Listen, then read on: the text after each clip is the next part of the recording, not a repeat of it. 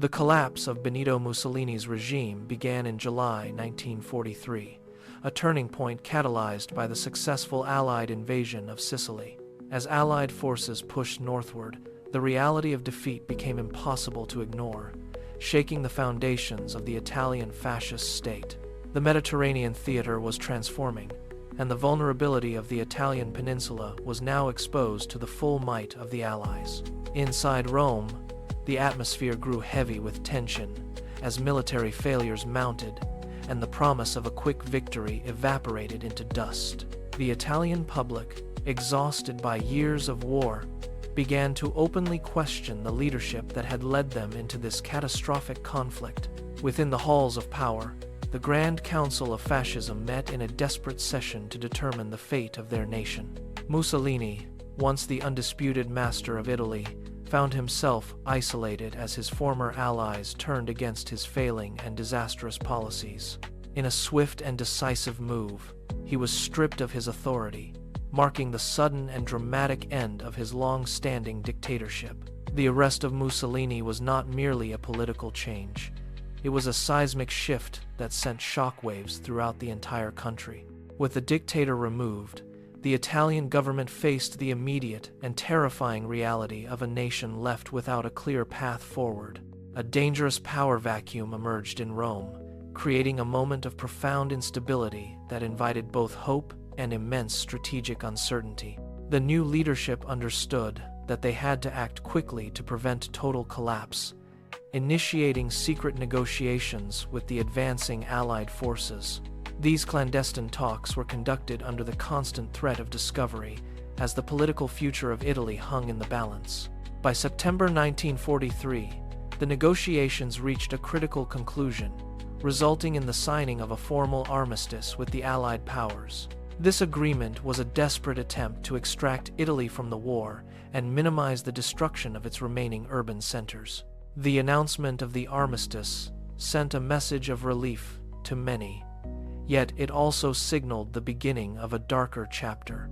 Germany, sensing the betrayal of their former partner, reacted with cold efficiency to secure their southern flank against the Allied advance.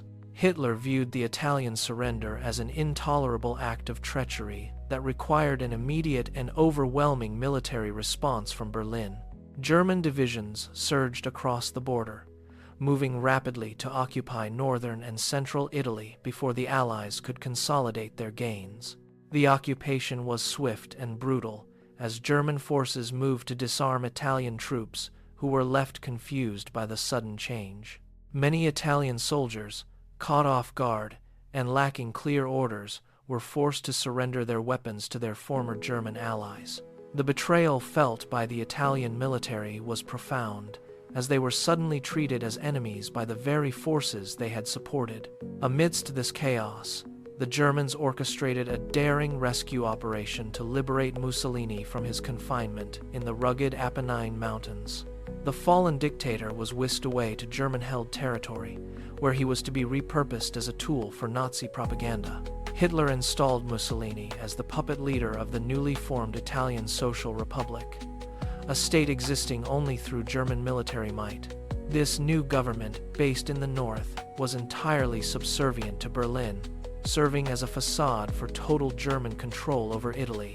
The creation of the Italian Social Republic effectively split the nation in two, creating a bitter divide between the north and south. The Italian people found themselves trapped in a terrifying civil war, forced to choose sides in a conflict they never wanted. The dream of a unified fascist Italy had died, replaced by the grim reality of foreign occupation and internal fratricidal violence. As the front lines solidified, the Italian peninsula became a brutal battleground where the tides of global war would be decided. The Allies pushed upward from the south, facing a determined and entrenched German defense that turned every hill into a fortress. The landscape of Italy, once a symbol of ancient beauty, was scarred by the machinery of industrial warfare and constant shelling. Civilians were caught in the crossfire, their lives upended, as their homes were transformed into tactical objectives for the warring armies. The transition from an active Axis combatant to a fractured, occupied nation was complete, leaving a legacy of deep national trauma.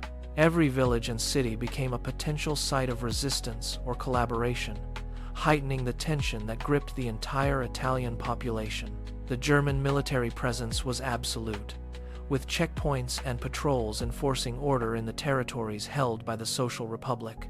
Meanwhile, in the south, the Allied administration struggled to manage the logistics of an occupied territory while maintaining the offensive. The complexity of the situation meant that no corner of Italy was safe from the reach of the ongoing global conflict. Mussolini, now a ghost of his former self, presided over a state that existed only in the shadow of the Third Reich. His speeches, once capable of stirring thousands, now echoed in empty halls, ignored by a populace that had turned its back. The puppet regime lacked any real legitimacy, relying entirely on the presence of German bayonets to maintain its fragile authority. It was a tragic end for a man who had once claimed he would restore the glory of the Roman Empire. Instead, he presided over the dismantling of his country, watching as the war consumed the very institutions he had built. The Italian surrender in 1943 remains a defining moment, illustrating the fragility of alliances built on ideology rather than trust. It serves as a stark reminder of how quickly political fortunes can turn when the reality of military defeat becomes unavoidable. The strategic importance of Italy meant that the fighting would continue for many months, exacting a heavy toll on all sides. The Allied invasion of Sicily had been the spark, but the fire it ignited consumed the entire Italian political structure. The removal of Mussolini was the first step in a long, painful process of national liberation that would take years to complete. As we look back at these events, we see the intersection of grand strategy and the personal tragedy of a nation. The armistice was not an end to the suffering, but rather a shift in the nature of the struggle for Italy. The German occupation brought a new level of intensity to the conflict, as they fought to hold every inch of ground. The Italian resistance began to grow in the shadows, fighting against both the occupiers and the local fascist collaborators. This underground struggle would become a vital part of the eventual liberation, adding another layer to the complex Italian experience. The division of the country created a unique set of challenges that would shape Italian politics for decades to come. The memory of 1943 remains etched in the national consciousness, a time when the world seemed to tilt on its axis. The collapse of the regime was inevitable once the military failures became clear, proving that power rests on the strength of arms.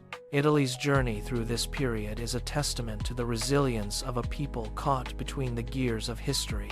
As the war ground on, the distinction between friend and foe became blurred, leaving only the stark reality of survival. The events of July and September 1943 remain the most critical chapters in the story of Italy's role in World War II. By examining this collapse, we gain a deeper understanding of the fragility of power and the high cost of total war. The summer of 1943 marked a definitive turning point for Italy, as the Allied invasion of Sicily shattered the foundations of the fascist regime. With the island under siege, the internal pressure on Benito Mussolini reached a breaking point, leading to his sudden removal from power in July. The Grand Council of Fascism turned against their leader, and the king ordered his arrest, signaling a desperate attempt to distance Italy from the war. As the new government sought secret negotiations with the Allies, the German High Command watched the unfolding crisis with cold, calculated suspicion and alarm. Berlin viewed Italy's potential defection as a catastrophic threat to their southern flank, fearing that an Allied foothold would collapse their entire European defense.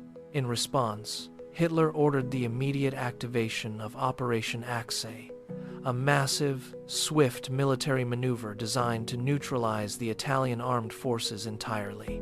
The objective was clear: disarm the Italian military before they could fully align with the advancing Allied powers or offer any meaningful resistance. By September 1943, the armistice was officially signed, but the news did not bring peace. Instead, it triggered an immediate and brutal German response. German divisions surged across the border, moving with lightning speed to occupy key strategic points throughout northern and central Italy without hesitation. They moved to seize critical infrastructure, major communication hubs, and vital mountain passes before the confused Italian units could mount any organized defense. The Italian military, left without clear orders from their command and demoralized by years of conflict, found themselves in a state of total paralysis. Across the peninsula, Italian soldiers were systematically disarmed, their weapons confiscated, and their units disbanded by the rapidly advancing German armored columns. This left the nation vulnerable to total German military control, effectively turning the country into an occupied territory overnight as the armistice took hold. Amidst this chaos, the Germans turned their attention to the fate of the deposed dictator, who remained a symbol of the former alliance. In a daring and highly publicized rescue mission, German commandos tracked Mussolini to his remote, high-altitude mountain prison in the Gran Sasso Massif. With precision and speed, they spirited him away from his captors, flying him to the safety of German lines and eventually into the presence of Hitler. Hitler then installed the deposed dictator as the puppet leader of the newly formed Italian Social Republic, a state carved out of the occupied North. This regime, known as the RSI, was designed to serve as a desperate attempt to maintain Axis influence in the heart of the Mediterranean theater. It forced the Italian people to choose between the remnants of the old fascist order and the harsh, new reality of total German military occupation. The nation was instantly plunged into a chaotic civil war, a brutal conflict that pitted German-backed RSI forces against their own fellow citizens. A growing, desperate movement of Italian partisans and resistance fighters emerged from the shadows, determined to reclaim their country from the occupiers. Italy became a deeply fractured landscape, with the civilian population caught in a crossfire between the brutal reality of occupation and the war. Each village and city became a potential battleground, as the resistance sabotaged supply lines while the RSI attempted to enforce order through fear. The German presence was absolute, characterized by strict curfews, mass arrests, and the systematic extraction of resources to fuel their failing war effort. Meanwhile, the Allied armies continued their slow, grinding advance from the south, forcing the Germans to commit more troops to the Italian front. This constant pressure turned the Italian peninsula into a meat grinder, where the front lines shifted slowly through rugged, unforgiving mountain terrain. The civilian population suffered immensely, facing food shortages, constant aerial bombardment, and the ever-present threat of reprisal for any act of defiance. Every town liberated by the Allies was often left in ruins, reflecting the intensity of the struggle to push the German forces back northward. The political division deepened as the RSI tried to legitimize its rule, but it remained entirely dependent on German military support for survival. Mussolini himself became a hollow figurehead, presiding over a state that existed only as long as German bayonets held the territory against the Allies. The internal strife was not limited to the battlefield. It permeated every level of society, tearing families and communities apart along ideological lines. Neighbors turned against neighbors, with the specter of fascist informants and partisan saboteurs, creating an atmosphere of pervasive, crushing paranoia and fear. As the months passed, the dream of a swift liberation faded, replaced by the grim reality of a long, protracted war of attrition in Italy. The German command, realizing they could not hold the entire country, began to fortify a series of defensive lines across the narrow peninsula. These lines, such as the Gustav Line, were designed to maximize the defensive advantages of the terrain and stall the Allied momentum indefinitely. The fighting became increasingly static, characterized by trench warfare and artillery duels that mirrored the horrors of the First World War. Despite the mounting casualties, the resolve of the resistance movement intensified, fueled by the desire to end the occupation and the puppet regime. They provided the Allies with critical intelligence on German troop movements, which proved invaluable in planning the difficult assaults on fortified positions. The legacy of this period was one of profound destruction, as historic cities and cultural treasures were caught in the path of the war. Political divisions hardened, leaving a scarred national identity that would take decades to heal once the fighting finally came to an end. The trauma of the occupation left deep-seated scars, as the memory of the Civil War continued to haunt the collective consciousness of the nation. It was a time when the very concept of the Italian state was tested to its limits, surviving only through the resilience of its people. The collapse of the fascist regime did not bring the liberation many had hoped for, but instead ushered in a darker, more violent chapter.